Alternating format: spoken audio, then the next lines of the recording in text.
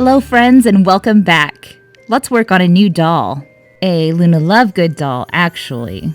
A doll customizer friend and I decided we were going to trade dolls. So we decided our theme was going to be Harry Potter. Her favorite character is Luna, so it was a pretty easy choice to make. We both agreed to use fake or what we call factory dolls. So first things first, I need to start by sanding off all of her gloss and all of her makeup. I do that with an 80 grit sandpaper sponge. Next, I'm going to apply something that I've just recently started working with. It's called Ave's 2-part epoxy. What you do is you add equal parts of compound A and B to make a really wonderful clay for you to sculpt with. However, you only have about 30 minutes before it starts to air dry. Then let it cure for 24 hours. Now that the epoxy is solid, it's time to start refining. I'm able to do this with a variety of tools like sanding paper, sanding tools, or even X-Acto blades to get more refined and delicate shapes. For example, I'm able to use these wood chisels to shape or shave or even smooth out some sections. For this doll, I decided to use the actual plastic doll's lips. So the first step is to draw out the lips that you think you want. The actress who plays Luna actually has fairly thin lips, especially her upper lip. Then I use my Dremel to start refining the shape of her upper lip. You need to be careful with the Dremel though because it removes plastic pretty quickly. Then I use the wood chisel to start parting the lips and continue to shape the nose. Once I'm pretty satisfied with the shape of her features, I go in with sanding paper. First with a fairly rough grit, and then eventually getting to higher and higher grits of fine sandpaper. This helps to ensure that the plastic and the epoxy has no scratches or holes in it. I even do my final sanding with a Mr. Clean sponge. The epoxy here still looks pretty rough, but I promise you it is so smooth. Well, we don't want Luna to have a green nose and chin, so we need to paint her face. So I start off by spraying her with Mr. Super Clear. Then I mix together some white paint and spray a base coat.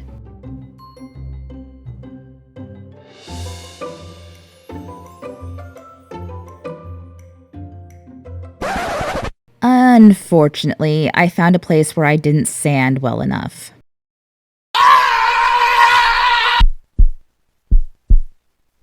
Yep, it's time to start painting again.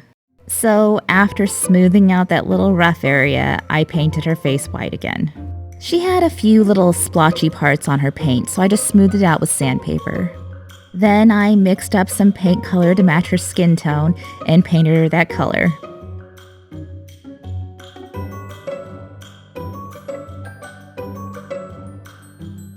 When beginning any good face-up, one must start with Mr. Super Clear, with proper ventilation and safety equipment, of course.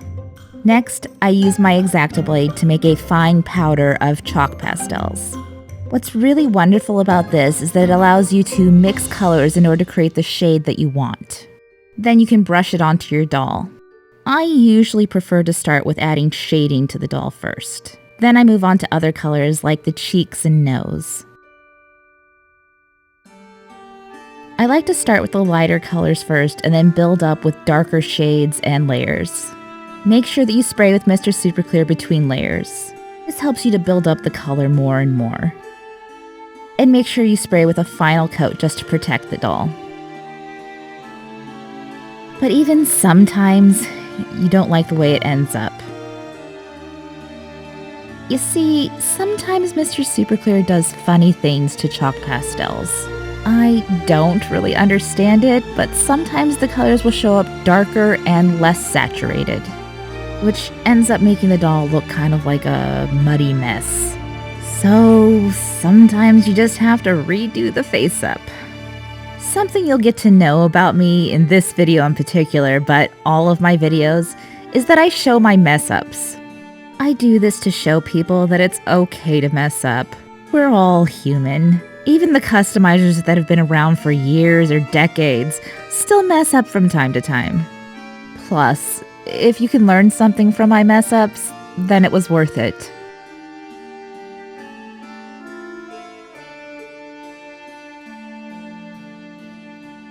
So I repainted her this time with a much lighter hand. And I'm much happier with this result. The next step was to paint her eyebrows.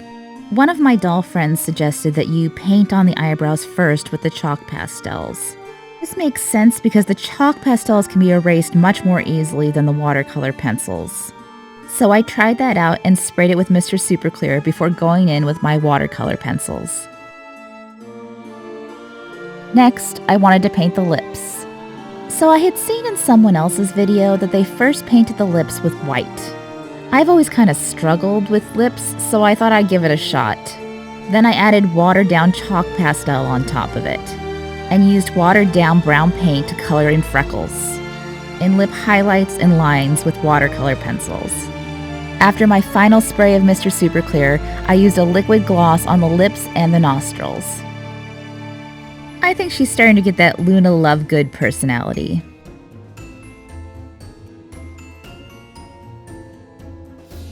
First, I start by sanding off the gloss. Then I carve a little notch in the side so that her eyelids can open up all the way. See how the eyelids go over that lid stop? Now the lids can open all the way. Next, I decided I was going to paint a little night sky on her eyelids. So I started by using the airbrush to paint a nice gradient on her eyelids. Then with watered down white paint and a toothpick, I added the stars. You know I had to add a moon because she's Luna and the moon. So I painted a little moon crescent on here. Forgive me, I am not a painter. Next, I added some gloss to give that kind of shine and also kind of deepen the colors and make them pretty.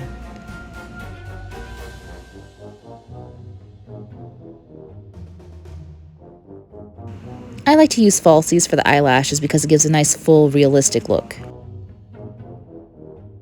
Now she has pretty and unique eyelids. Again, always start with Mr. Super Clear. I decided I was going to paint the Ravenclaw crest on the back. First, I started with a rough sketch.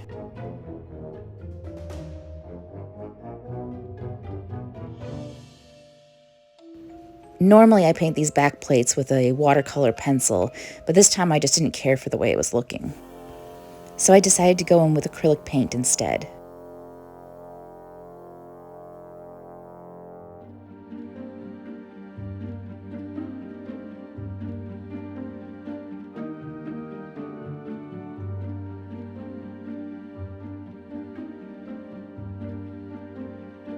Then I did the outlines with a black watercolor pencil.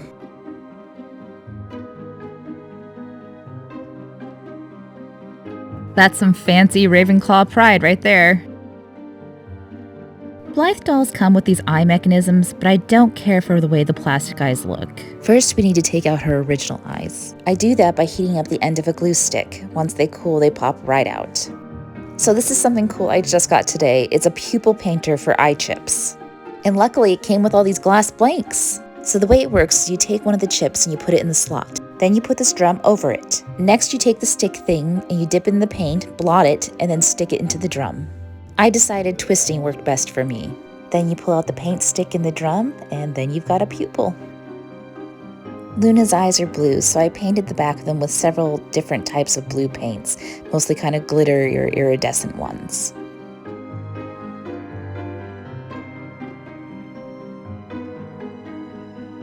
After they dried, it was time to glue them in.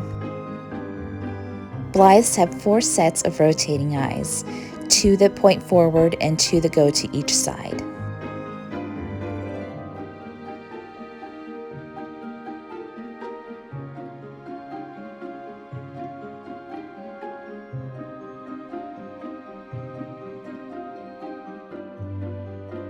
So the eye mechanism is controlled by 2 strings that you pull through the back of the head. I, of course, chose Ravenclaw colors. I use a wax-coated string so that after I'm done tying the knot, I can light it on fire and melt the wax around it. This locks the knot in place.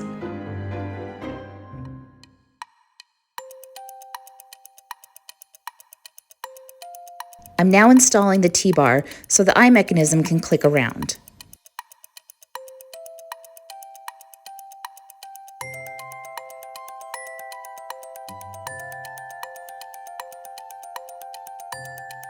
Here you can see the 4 eye placements.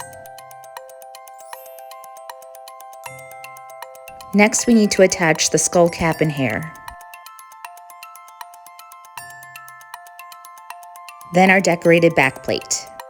Okay, I know this isn't a Ravenclaw outfit, but her outfit hasn't come in yet.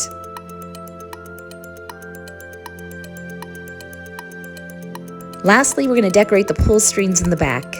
I chose pink and gray because her outfit's going to have lots of pink and gray in it. I had been gifted these 2 pull rings, but I didn't know what to do with them. Since Luna is so smart and likes to solve puzzles, I thought it was kind of perfect for her.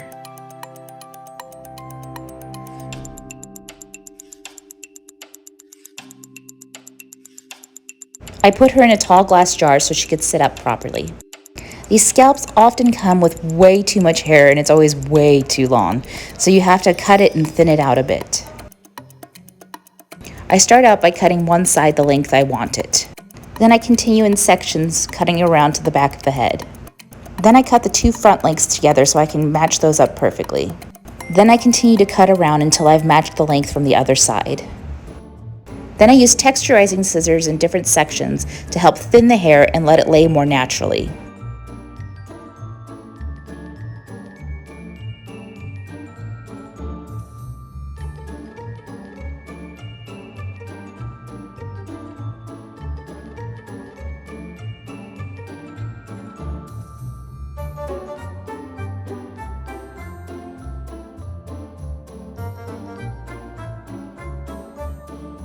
Look at how much hair I've cut off of this doll.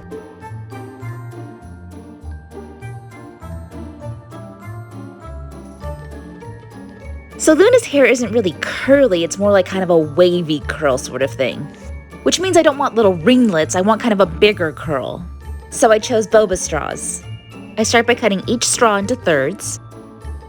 Then I take half of those cut straws and cut a line down the center. I take the solid straw piece and I wrap the hair around it. Then I take one of the long cut pieces and I cover the hair and the straw together. Then pin it in place with 2 bobby pins on each side.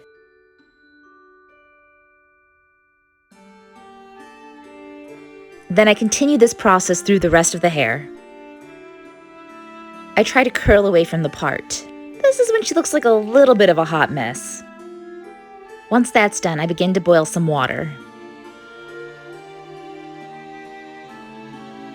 I pour a tiny amount of fabric softener into a bowl. This helps soften the hair. Then I cover her face to protect her painting. Next, I pour the boiling water into the bowl and dip the head in for 5 minutes. Then I take her out and towel dry the extra water. Then set her in front of a fan for 24 hours.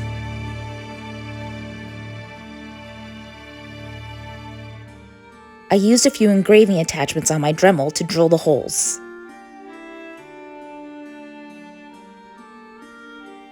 Then I sanded to clean it up a bit. Now it's time to color them. I use a wide variety of artist pastels when I'm coloring my Blythes. First, you shave into a powder and then mix thoroughly. Then you begin to paint it on. Start with your lightest colors first and then move on to darker. See the difference already? Continue to lay in colors. Be sure to set your colors between layers with Mr. Super Clear. And always wear safety equipment. Know that Mr. Super Clear will sometimes darken your colors too.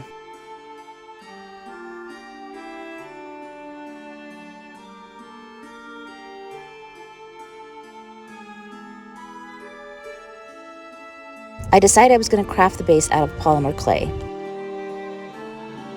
Make sure to wash your hands between colors.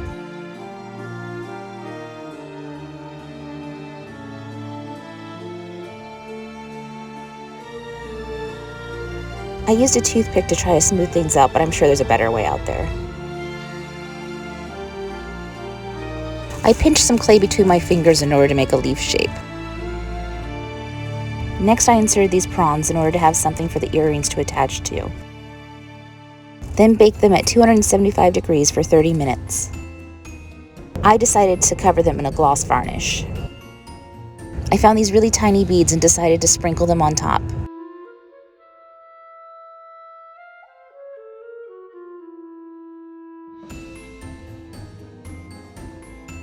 I got these hooks on sale at my local craft shop.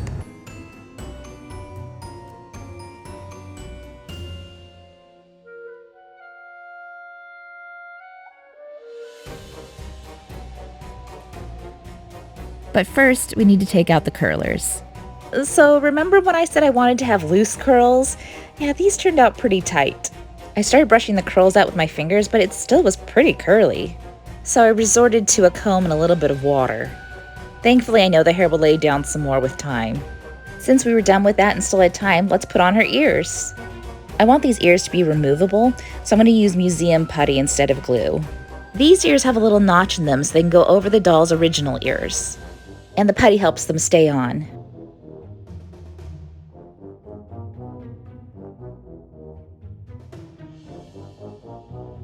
One of my TikTok followers suggested I use a plexiglass instead of the epoxy resin to cast the mold. It was such a good idea that I decided to go that direction. It finally arrived yesterday. In order to pour the casting material, I had to build a foam core box. I cut the pieces and then sealed it with hot glue. I had to make sure that it wouldn't leak any of the casting material. I decided to use a urethane mold making system. You start by mixing equal parts of A and B together. I chose to pour 6 ounces of each.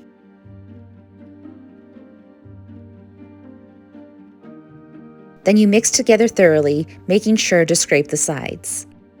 Then pour into the corner of your casting box and let it flow to where it needs to go. We'll check back on this in 24 hours.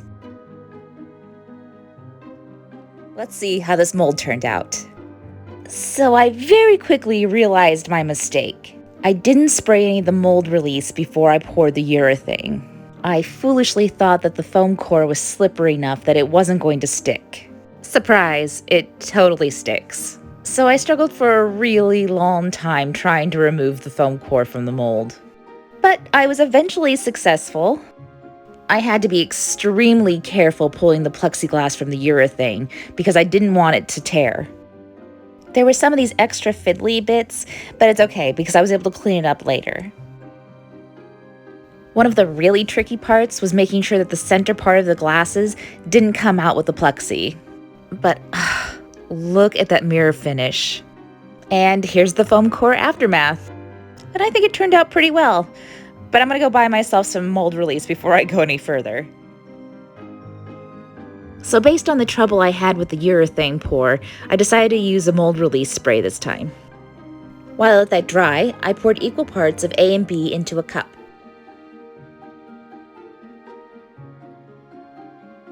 Then mixed them together for 2 minutes, then poured into a new cup and mixed for another minute. I added my coloring and my mica powder and mixed it together. Then some glitter.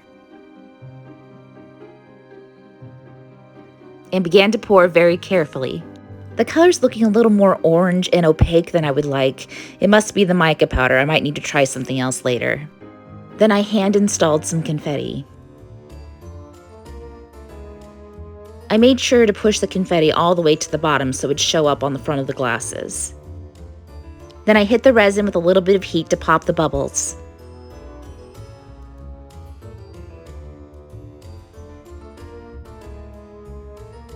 It felt pretty hard to the touch, so I decided it was safe to remove it.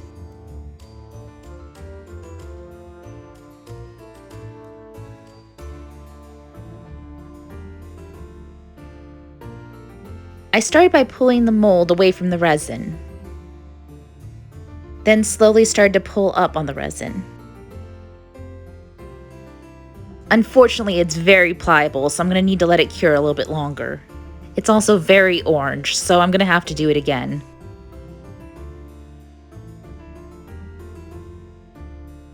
After my last mishap with the mica powder, I decided to order this Arteza pack. There are so many pretty colors and a little measuring spoon too. I chose to go with rose gold. I also read that if you heat up your resin first, you'll get fewer bubbles. So then I warmed them in my sink and poured equal parts of A and B. Mixed that together for 3 minutes, poured it into a new cup and mixed for another minute. Then put in 1 drop of my transparent resin dye. Then 1 scoop of my rose gold mica powder. And then thoroughly mixed those together. I decided this time to first put in a thin layer of resin. That way I could put in the confetti and see where it was going to go. Then with the remainder resin, I mixed in some of the small confetti and poured that on top of the thin layer of resin. I love this color, and the mica powder makes it look so magical.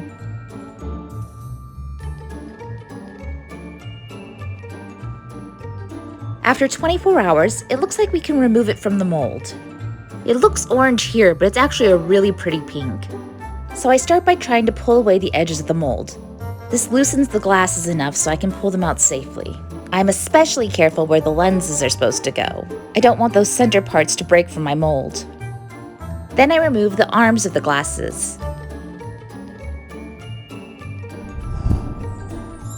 And here they are. The confetti didn't end up where I wanted it to go, but it still looks pretty good. Unfortunately, I think it still needs to cure a little bit longer outside of the mold. Here's a comparison shot between that first set I did and this new set. As you can see, there's a slight difference in thickness too. I think this is better for dolls. So after removing them from the mold, I realized there was a sort of lip on the back of the glasses. So I decided I was going to sand them down. So I attached it to a block and used my belt sander. Oops! Let's watch that again. Pay close attention to the glasses under the block. And there they go. So now the orange glasses are fully out of commission. But I want to test my theory, so we keep going. This time with much more success. So I try my pink glasses. And they turned out okay, except for, remember how they were thinner? Yeah, now they're really thin. But I keep marching on and I paint some resin on the back of them to see if it'll make them glossy again. I won't be able to tell until it's cured. It's all about learning, right? But I guess it's time to start all over again. So I started by mixing up some resin, putting in my dye, putting in my ethically sourced mica powder, pouring in a thin layer on the bottom of my mold, and then strategically placing my confetti. But this time I let it cure for 24 hours. And then the next day I did all the same steps. I mixed my resin, I put my mica powder and my dye in, and then poured it on top of the thin layer.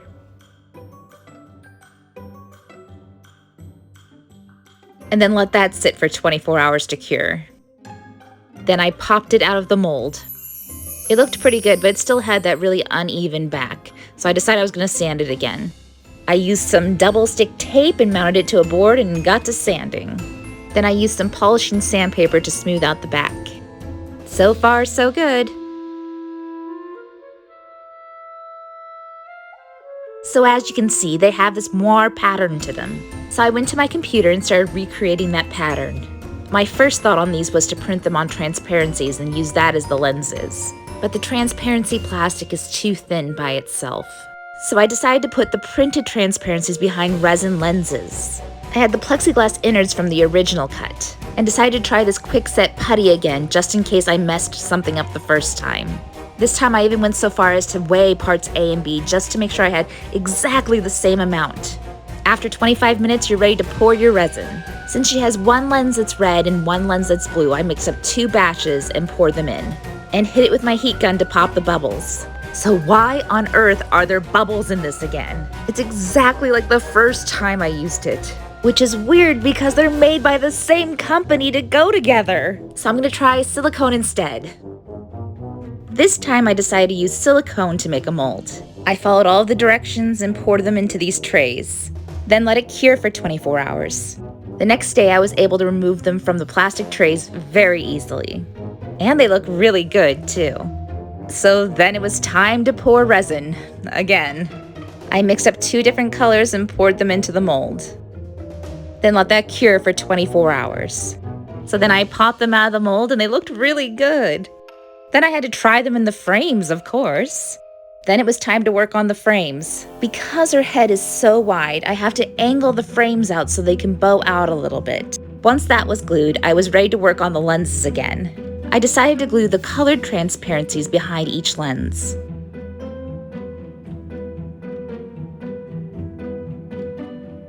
I let the glue on the lenses dry for 24 hours. Same goes for the glue on the frames.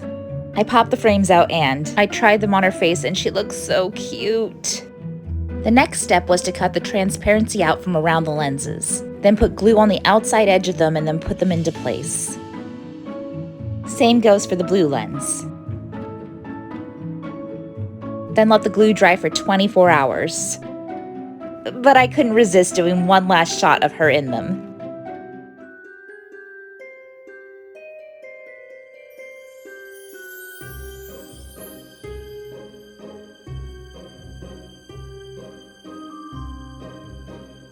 I think she ended up looking just like the actress. Even though this project was full of mess-ups, I think she turned out pretty good. Well, at least my doll friend thinks so. If you like this, please hit subscribe and hit that bell for notifications. And as always, have a delightful day.